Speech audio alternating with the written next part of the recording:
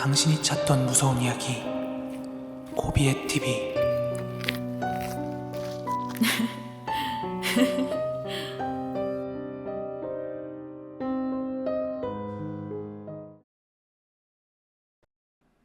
요새 들어가지고요, 날씨 굉장히 많이 추워졌죠.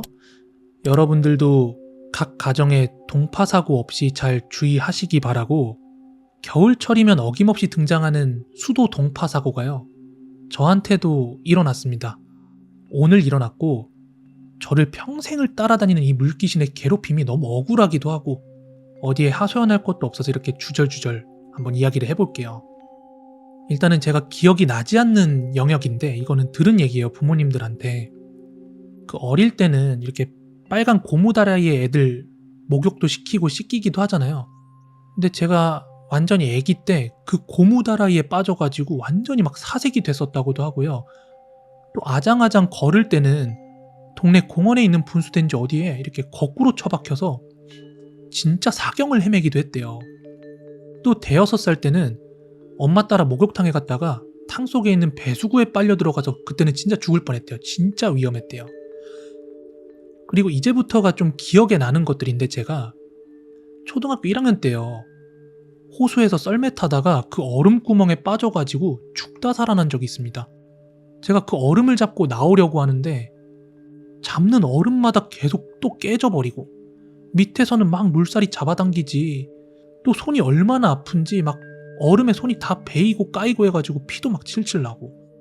그래서 저는 물에 대한 공포심이 남들보다는 좀 상당한 편이었어요. 좀 물을 무서워한다 그래야 되나? 아무튼 그렇게 시간이 흐르고 저는 대학을 졸업하고 취직도 하고, 그때서야 이제 홀로서기를 하려고 반지하 전셋집으로 독립을 해서 나왔습니다. 그렇게 혼자 독립해서 살던 어느 날이었는데, 아침에 일어나가지고 이제 화장실에 가려고 딱 방바닥에 발을 디뎠는데 방이 그대로 침수가 되어 있는 거예요. 아니, 그래서 이게 무슨 시츄에이션인가 해가지고 너무 당황해서 이렇게 주변을 살폈거든요. 근데 어쩐 일인지 막 벽에서 물이 뿜어져 나오는 거예요. 뭐 이거에 대해선 길게 쓰지 않겠습니다. 뒤에 이야기거리가 너무 많아가지고요. 그렇게 시간이 지나서 저는 장가를 갔고, 와이프가 임신했을 때 이야기예요. 갑자기 와이프 진통이 찾아와서 제가 병원에 데려다 놓고 소지품 챙기려고 집에 왔어요. 집에 들렸는데 글쎄 그 사이에 거실 천장이 터져가지고 온 집안이 물바다가 돼 있는 거예요.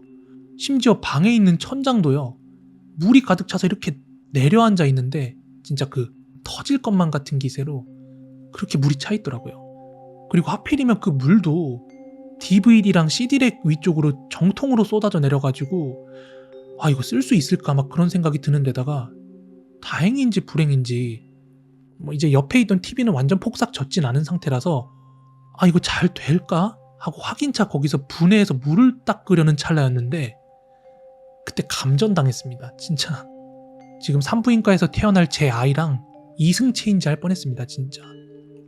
그렇게 시간이 좀 흘러서 저는 전통 가구점을 오픈을 했어요. 사극 같은 데 보면 뭐 나비장이나 앤틱 가구 그런 거 있잖아요.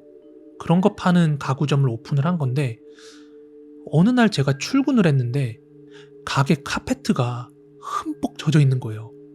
와, 뭐 됐다 이러면서 가구를 확인했죠. 근데 가구도 뭐 밑에서 물이 차서 젖은 게 아니라 위에서부터 다 젖어 있는 거예요. 원인을 찾았죠. 그렇게 찾아보니 저희 가게 위에 미용실이 있거든요. 근데 거기 샴푸실 배관이 잘못돼서 저희 매장 천장 위로 손님들 머리 감긴 그 샴푸물이 그대로 다 떨어진 거예요. 뭐 아실 분들은 아시겠지만 전통 가구가 거의 다 원목으로 제작이 되어 있어서 습기나 물에 되게 민감합니다. 그러다 보니까 미용실에서도 사달이 난 거죠. 미용실 스텝이 한 10명도 넘는 그런 미용실이었는데, 스텝들이 드라이기를 다 가져와가지고 이제 하나씩 가구를 말리기 시작했는데 역부족이었어요. 드라이기가 전기를 엄청 많이 먹잖아요. 자꾸 두꺼비 집은 막 떨어지고 말릴 수도 없는 상황이었어요. 아무튼 그런 사건이 있고 나서 배관을 고쳤음에도 불구하고 뭐 알 수 없는 이유에 의해서 다시 똑같은 그런 일들이 몇 번이나 반복이 됐어요. 그러다 보니까 미용실 원장님 얼마나 죄송해요, 저한테. 그래서 맨날 막 이렇게 찾아와서 배꼽 인사를 하고, 마지막에는 내가 이 부실 시공한 업자 처단하겠다, 너무 죄송하다 이러면서 저희 가구점에 있는 가구 몇 점 들여놓고 그렇게 좀 마무리를 지었어요. 미안하니까. 근데 끝난 줄 알았거든요. 어느 날 천장에서 물이 또 떨어지는 거예요. 그래서 불같이 화를 내면서 미용실을 찾아갔거든요. 뛰쳐 올라갔어요. 하지만 원인을 찾아보니까 이번에는 미용실 문제가 아니었어요. 저희 매장 천장에 박혀있는 시스템 에어컨이 문제였는데, 물이 밖으로 빠져나가야 되는데 그 내부에 차면서 계속 물이 차오르다가 그냥 밑으로 떨어져 버린 거예요. 이것도 마찬가지로 이유를 알 수 없는 원인으로 인해서 일단 뭐 임시방편으로 고치긴 했는데, 그 뒤로도 몇 번이나 물벼락을 맞고서는 결국 에어컨을 잠궈버리는 선에서 해결을 했어요. 근데 여러분들이 가구점을 구경 온 손님이라고 해봐요. 그 푹푹 찌는 여름에 에어컨도 안 틀어져 있는 그런 가게에 손님이 머물고 싶겠어요? 그래서 망했습니다. 자, 그리고 이제는 업종을 바꿔봤습니다. 사무실을 얻었어요.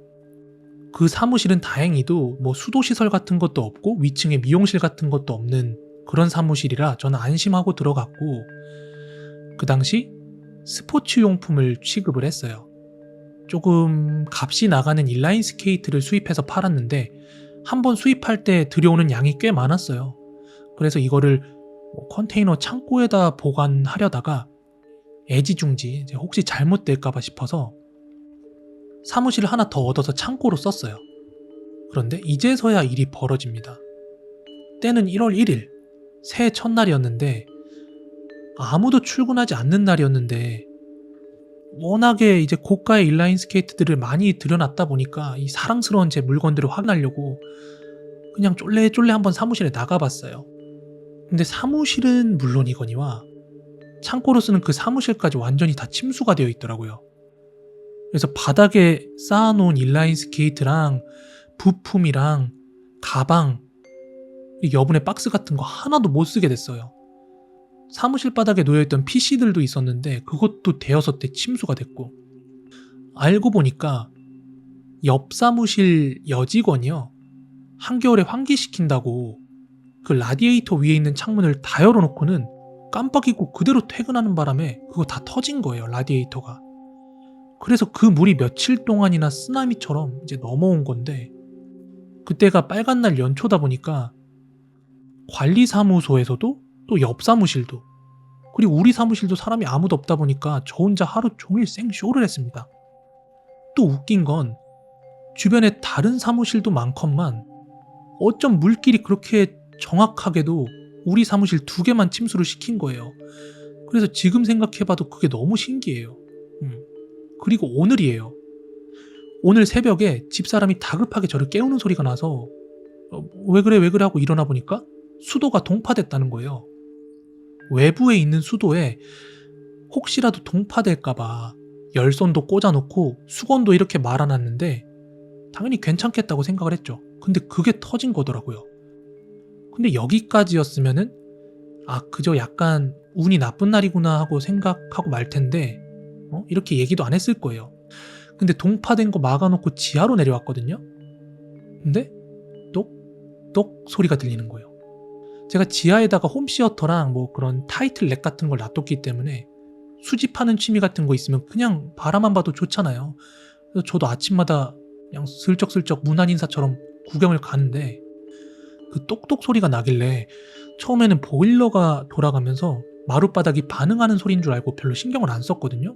근데 듣다 보니까 불현듯 그 귀에 익은 소리와 함께 그 불안감이 갑자기 엄습해 오더라고요. 그래서 불이 나게 그 소리가 나는 쪽으로 가보니까 역시나 천장에서 또 물이 떨어지고 있는 거예요. 그나마도 홈시어터랑 한 50cm 측면이라서 다행이라고 생각을 하고 있었는데 지금은 양동이랑 수건 대놓고 있어요. 그래서 1차로 관리사무소에서 다녀갔는데 그 물이 떨어지는 천장하고 수도 배관하고는 위치상 아무 관계가 없대요. 그래서 이상하다고. 자기도 이런 경우는 처음 봤다는 거예요. 이제 천장이랑 화장실 벽면 다 뜯어내는 대공사를 해야 될 것 같다고. 그렇게 겁을 주고 갔어요. 지금 예전에 사주풀이 하시던 분이 제 사주에 물이 넘친다고 물 때문에 어려움을 많이 겪는다 하시면서 물가 근처에 살면 그 물의 기운이 더해져서 더 안 좋은 일이 생길 거라 그랬거든요. 근데 지금 저희 집이 2, 3m 앞으로 색강이 흐르고 있어요.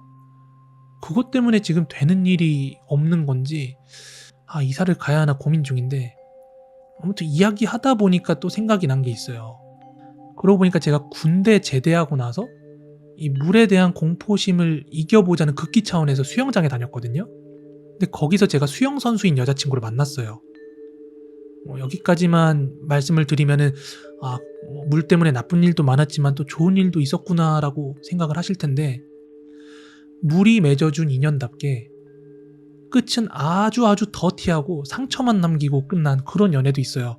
차였습니다.